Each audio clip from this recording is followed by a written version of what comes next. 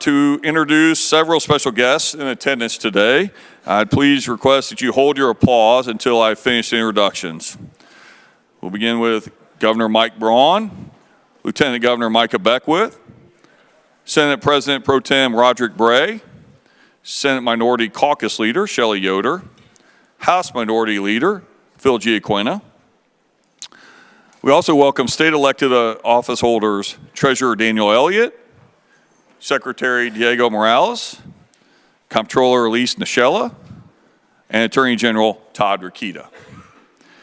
Our special guests include Chris Naylor, Indiana Prosecuting Attorney's Counsel, Amy Carrozos, Indiana State Public Defender, Derek Mason, Indiana Commission on Court Appointed Attorneys, and Bernice Corley with the Indiana Public Defense Council. The Chief Justice family joining us today includes Jim Rush, her husband, several of her children, Mary, Jake, and Luke, grandchildren, Addie, Cora, and Evelyn, in-laws, Matt Mullen and Rachel Rush, and the Chief Justice's sister, Helene Bishop. Former Chief Administrative Officer, Justin Faulkner, and former Supreme Court Justices, Frank Sullivan Jr., Stephen David, Brent Dixon, and Randall Shepard. Please welcome all these special guests.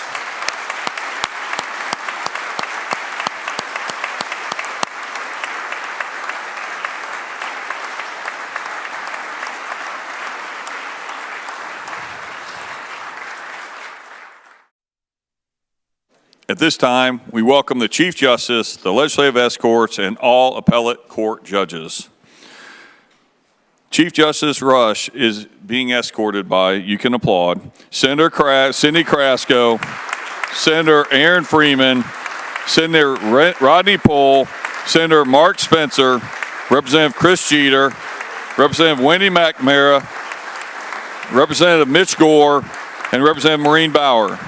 The Chief Justice is joined by Supreme Court colleagues, Justices Mark Massa, Jeffrey Slaughter, Christopher Goff, and Derek Mulder. And the Court of Appeals judges, Chief Judge Elizabeth Tavares, L. Mark Bailey, Melissa May, Nancy Vadick, Paul Mathias, Cale Bradford, Elaine Brown, Rudy Pyle, Robert Altice, Peter Foley, Dana Kenworthy, Paul Felix, Mary DeBoer, Stephen Shealy, and Tax Court Judge Justin McAdam.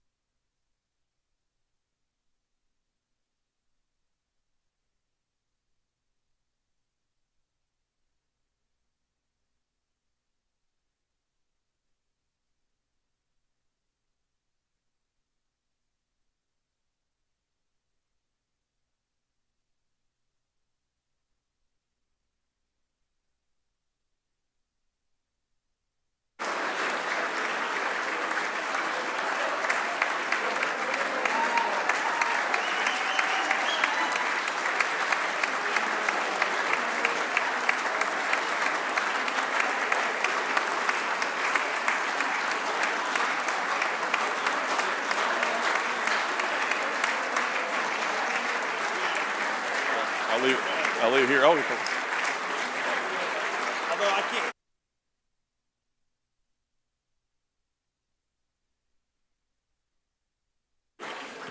It is my honor to introduce Lieutenant Governor Micah Beckwith to convene the Joint Convention. Thank you, Speaker Houston. Members of the Joint Assembly, pursuant to Section 3 of Article 7 of the Constitution of the State of Indiana, this joint session of the two houses of the Indiana General Assembly is now convened for the purpose of hearing a message from the Chief Justice of Indiana. It is now my privilege to present to you the distinguished Chief Justice of Indiana, the Honorable Loretta Rush.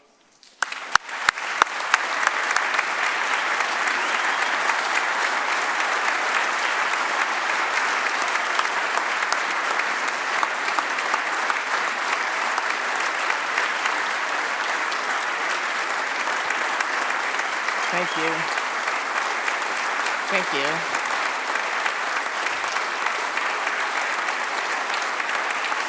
Thank you.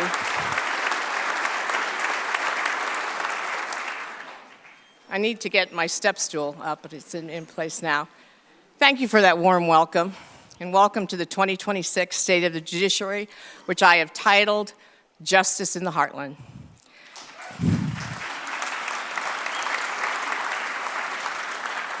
I just want to take a moment and welcome my family. My husband, Jim, amazing husband of 44 years, some of my children, some of my grandchildren. I am so grateful for the sacrifices that you've made and the faith that you've always shown in me. And Evelyn, Cora, and Addie, Lola's got to go to work now, okay? As we come together today, you saw paintings of all 92 courthouses. Across Indiana, our courthouses rise from the center of our communities like quiet sentinels of justice. Beautiful, enduring reminders that laws are not only written in books, but lived out in places where people come seeking relief and resolution. Attorney Doug Church, along with the State Bar, curated this remarkable collection of Hoosier courthouse paintings. Doug calls them our secular cathedrals. And it's a fitting description. They lift our eyes upwards and remind us that justice is a public promise that is both visible and tangible. Thank you, Doug. Doug, could you stand up?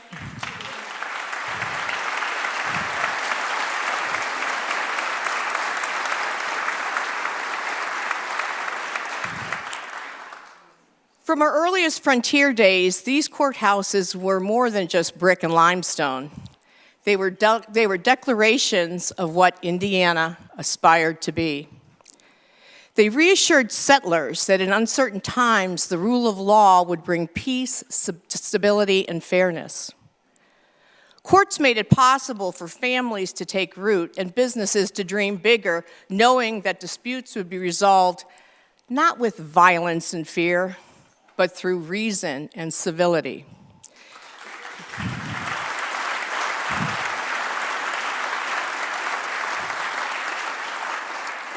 In recent years, my updates have sort of touched on technology, innovation, case management, behavioral health initiatives, and specialty courts.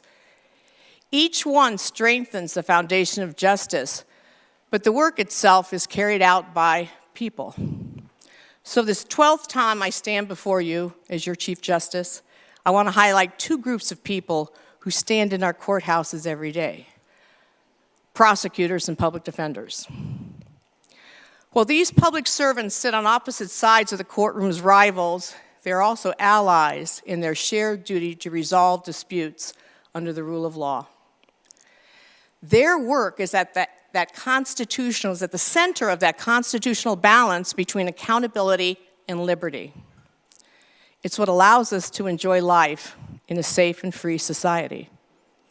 So please join me on a tour across our state to see how some of the more than 1.1 million cases a year are resolved in those magnificent courthouses in our Hoosier heartland. And what better place to start than along the banks of the Wabash River? In Cass County, the prosecutor, public defender, pretrial director, and judge agree on a shared philosophy. implement what is best for their community that they love. They've committed to a transformational evidence-based pretrial program.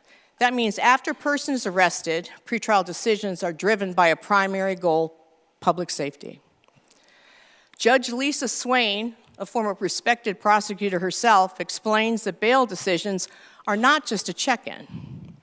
In her words, I have to feel comfortable with public safety. I get a full report, criminal history, housing, stability, employment, and still I don't make a pretrial decision until I meet and talk to the person face to face. And she gives the prosecutor and the public defender a chance to weigh in. Beyond each side arguing their positions for individual cases, they also shared their thoughts on the overall program. For public defender Cheryl Fearson, the in-house program addresses a defendant's core needs. She says it focuses on public safety and voluntary treatment with supportive services. Prosecutor Noah Schaefer is blunt. He says, I distrust any tendency of reform that gives people a hug and turns them loose. He says this program works because it employs the time-tested pillars of criminal justice: accountability, personal responsibility, and mercy. And pretrial director Hillary Harton keeps track of the results. Since 2022, the program has produced 95% court attendance, 90% arrest-free rate, and an 86% reduction in pretrial detention. So what's the price tag? That's a fair question. It's nearly $6 million savings. Yes, savings for Cass County, because they've reduced jail bed costs, eliminated 408 years of incarceration, prompted treatment, and prioritized public safety. Well done, Cass County team. Could you all stand?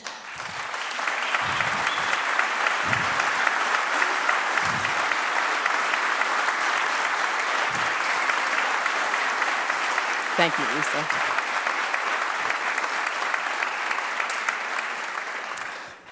As we navigate our way southeast to the Ohio River, we see that same spirit of partnership in Dearborn County. The justice team there also focuses on community safety, and for them, that means having people with lived experience as part of the solution. They accomplish that through a program called IRACS, Integrated Reentry and Correctional Support. It puts mental health and peer recovery specialists in the county jails. Prosecutor Lynn Deddens calls the program a godsend.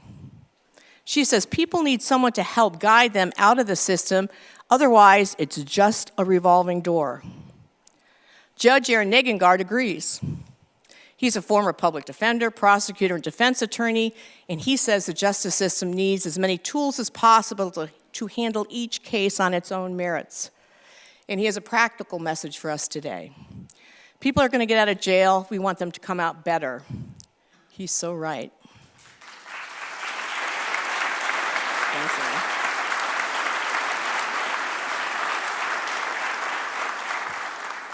43-year-old Aaron Spalding is running Dearborn County's IRACS. He's been through that revolving door since he was 13 years old, including 6 years in prison. He doesn't want to see others take that same path. Now, 10 years into recovery, he's leading Dearborn County's award-winning 6-person IRACS staff.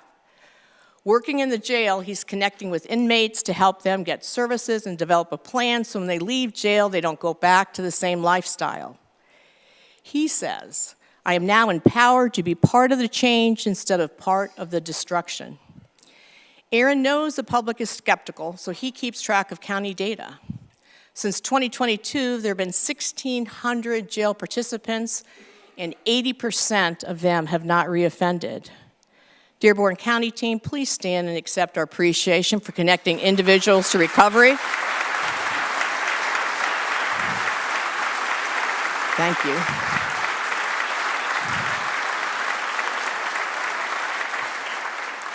And you do all that while keeping your community safe. Thank you. So local justice teams working together to make their communities safer, healthy, and more resilient are doing so with your support. To ensure effective results for every community, statewide structures connect and strengthen local efforts. There are 3 such programs that you have made possible that I want to highlight today. Trial court judges from around the state are here to thank you because of your staunch support of our Hoosier justice system. Could y'all stand up there, judges?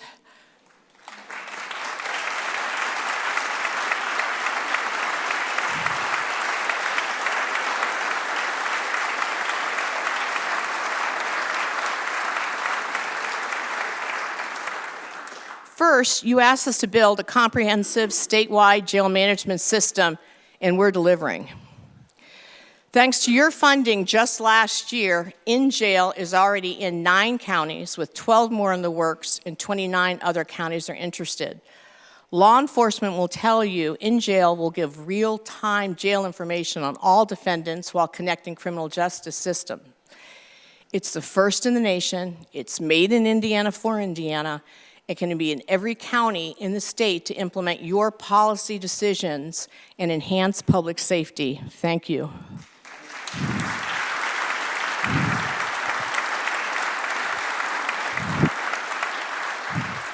A special thanks to Senators Brown and Mishler and Representative Thompson for your work getting this done.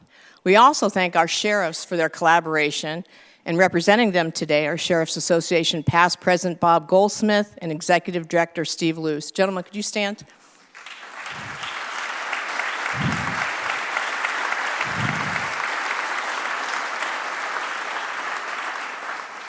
Second, counties across the state increasingly confront a new reality in investigating criminal cases, complicated digital evidence. Through your funding, Indiana prosecutors have formed 10 high-tech crime units operating as regional hubs to investigate cybercrime, collect digital evidence, and assist in prosecutions or exonerations. In just 3 years, the units have assisted in over 10,000 cases and examined more than 16,000 digital devices. From smartphones to cloud storage, technology allows us to reveal the truth swiftly. Justice delayed is justice denied, and these units return evidence to investigators in an average of 17 days, an unprecedented pace. This is what I call proof of technology accelerating justice. Thank you.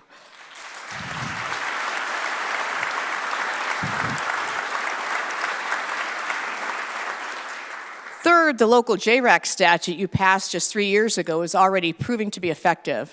It's a way for thousands of justice stakeholders throughout our Hoosier heartland to understand the vital role they play in ensuring the public safety resources are used wisely.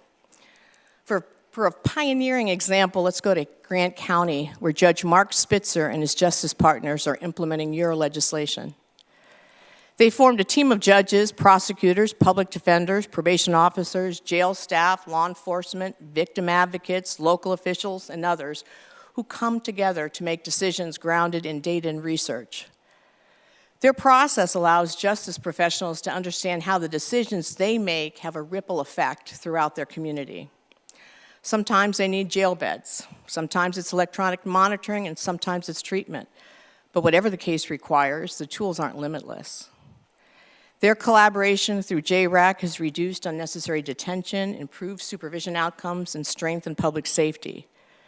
Their efforts are so effective that they are now training statewide.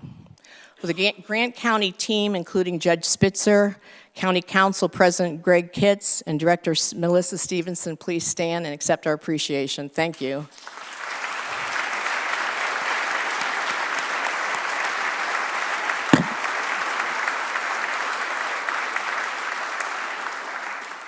I can't imagine 3 stronger initiatives to support public safety. All justice systems professionals join me in thanking you for funding In Jail and the high-tech crime units and implementing local JRAC. Thank you. One final thank you for those.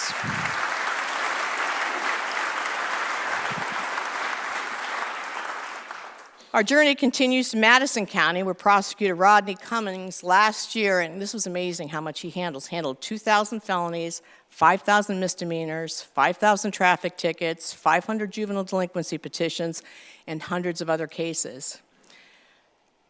Rodney's proud of his reputation of being tough on crime. So with so much going on, why would he dedicate limited resources to preventing truancy? Because he knows kids who don't graduate high school are 8 times more likely to be locked up as adults. Often 80% of incarcerated adults are high school dropouts, and each dropout costs taxpayers an estimated $300,000 over a lifetime in lost taxes, incarceration, and services. I can see Secretary of Education, Dr. Jenner, up there nodding in agreement. Is that true? Prosecutor Cummings, Chief Deputy Prosecutor Andrew Hanna, Investigator Mitch Carroll are leading a remarkable absenteeism program. It connects families with counseling, mental health support, and intervention planning. As a child from a challenging background, including time in foster care and having attended 27 different schools, Prosecutor Cummings knows firsthand that education opened doors. His program ensures that children have a chance to learn, grow, and succeed. Having spent many years on the juvenile bench in Tippecanoe County, I also believe combating truancy is critical. Guess why my truancy court started at 7 a.m. in the morning? To get families out of court and back to work and school. It works. And in Madison County, their program is resulting in more kids in the classroom. Thank you, Prosecutor Cummings. Would you and your team stand?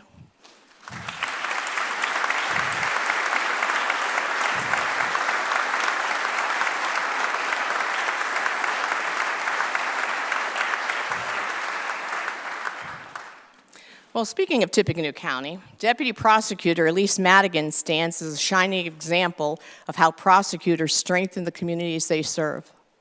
She prosecutes murder, domestic violence, neglect, and aggravated battery, and she serves on the State Child Fatality Review Committee.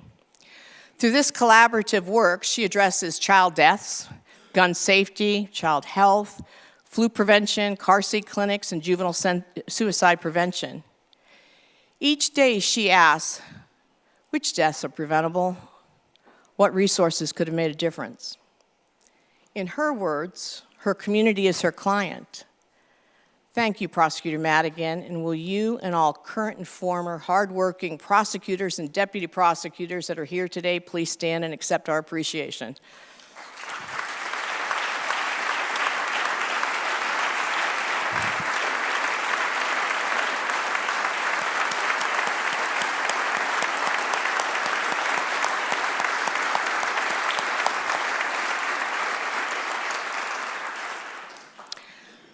Our tireless public defenders safeguard the constitutional promise that every Hoosier is entitled to be heard and represented when the stakes are highest.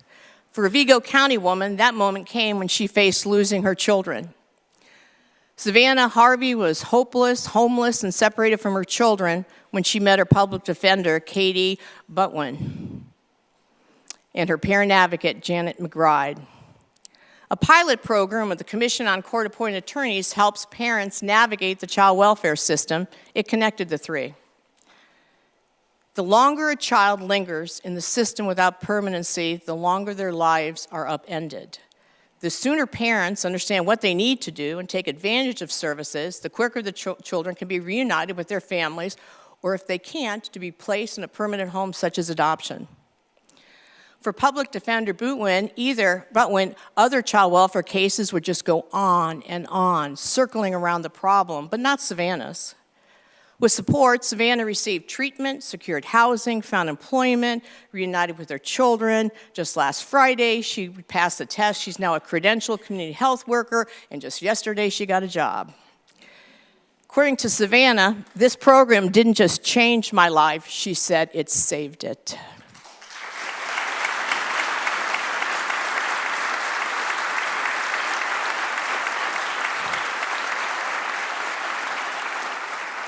Vigo County is proud to show these child welfare cases are closing an average of 65 days sooner. Children are spending 70 fewer days in out-of-home care, and reunification is increasing by 14%. The Vigo County Council is now funding 3 new positions for this initiative. The numbers reflect a broader truth. When we equip parents with public defenders and the tools they need, families find their footing, children are home sooner, and justice fulfills its higher purpose. Janet, Savannah, and her public defender, Katie, are all here today. Could you stand?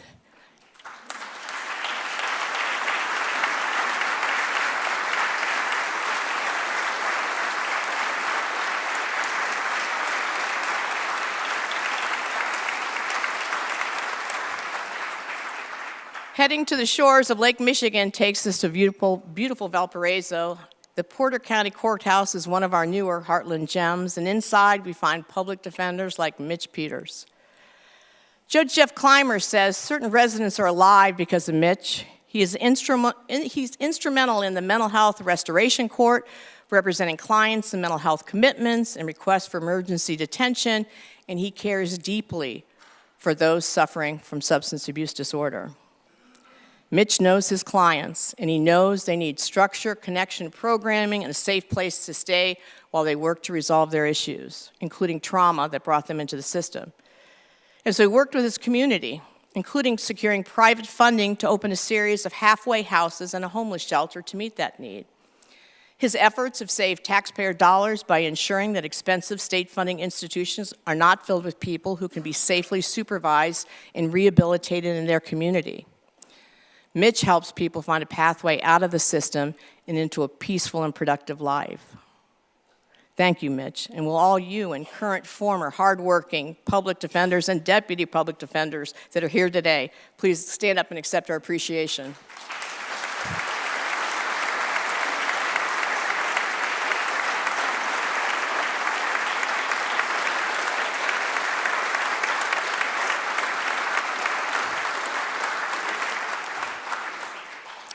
As we celebrate these successes, we face a deepening crisis, a growing shortage of the very people who are champions of these victories, attorneys, specifically prosecutors and public defenders, who, as you can see, are central to public safety.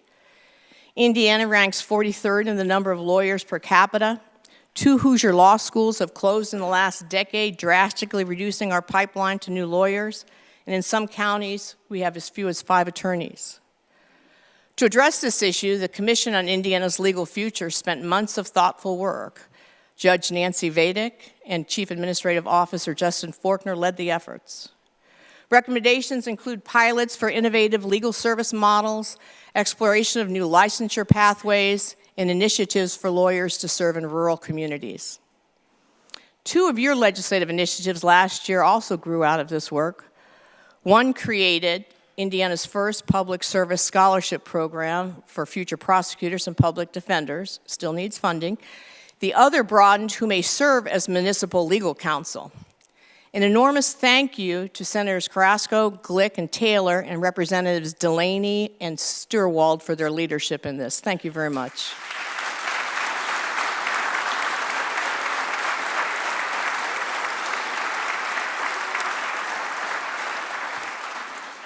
As mentioned, at the center of this progress was CAO Justin Faulkner, a decorated Army captain who led multiple missions in Iraq and Afghanistan, who returned only to finish first in his law school class. He brought that leadership grounded in integrity, humility, and purpose to the courts for the last 8 years. Justin spearheaded improvements and has been our trusted advisor. He's now beginning the next chapter of his career, and we are profoundly grateful for the many ways he strengthened the shared mission of justice in Hoosier Heartland courts. Justin, you got to stand.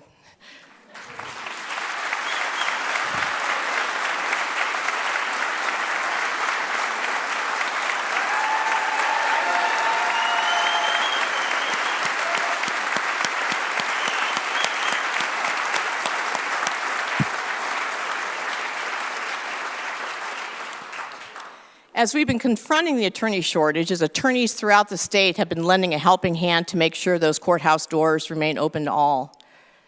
The importance of community and access to justice is embedded in the oath we all took as Hoosier attorneys. This is reflected in the 8,000 attorneys that contributed 250,000 hours of legal work at no charge last year. From eviction to expungement, family matters to financial, justice is not just a distant possibility. Now it's often accessible through a nearby computer screen. Through Indiana Legal Help, our justice system now offers free legal information and easy-to-use forms in every county through 150 kiosks located in libraries, county buildings, and health centers. And they're in-person clinics, too. At one such clinic in Vanderburgh County, volunteer attorneys discovered an elderly couple drowning in medical debt. This, combined with dementia-related issues, made navigating bill payment a nightmare. It's a good thing they came in for help. The couple was about to lose the vehicle they needed to get to medical appointments. 2 volunteer lawyers, Catherine Rybeck and Ann Bush, agreed to assist them. Ann's a former physician, now a lawyer. These lawyers made it possible for the couple to successfully navigate their legal issues. We'd like to thank all volunteer attorneys, legal aid organizations, and the Indiana Bar Foundation represented by Abby Bush today for helping Hoosiers in need. Could you all stand and accept our thank you?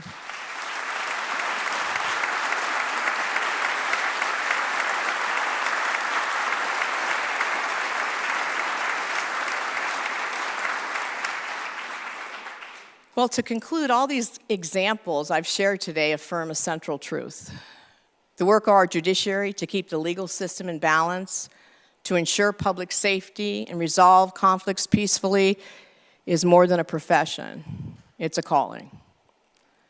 So the next time you pass by that breathtaking courthouse in your own county, consider a moment of solemn thanks for the people who have accepted that calling.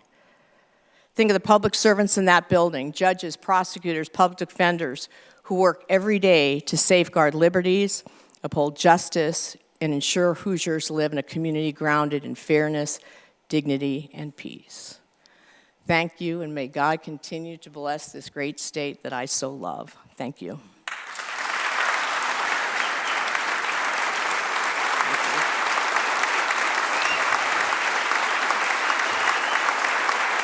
Thank you.